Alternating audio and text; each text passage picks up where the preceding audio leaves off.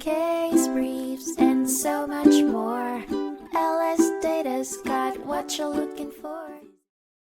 A court showdown between Cravotta and Deggingers Foundry Inc. started with an argument over a contract for manufacturing and delivering exquisite chandeliers and other items for Cravotta's mansion. The deal came to a screeching halt when Deggingers Foundry failed to deliver the items on time. The foundry claimed that they were held up because Cravotta did not provide the necessary electrical system information. However, instead of dragging the conflict through the muddy waters of litigation, the parties reached a settlement. But the peace did not last long. Deggingers Foundry again failed to deliver the items under the revised timeline, citing the same issues with Cravotta's wiring information. The district court swooped in with a decision, ruling that Cravotta was not obligated to provide the contentious electrical information under the contract's terms. Cravotta was awarded $62,478.22 in damages plus interest, as well as $6,000 in attorney fees. Despite the district court's ruling, the saga continued as the case was taken up by the Kansas Court of Appeals in 2009.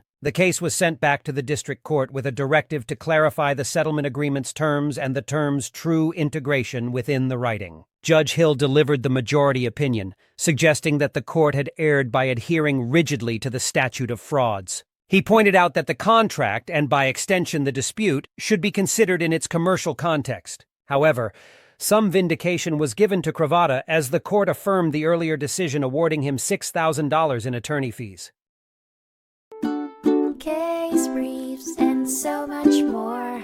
LSData's got what you're looking for. Visit lsd.law, elevate your mind.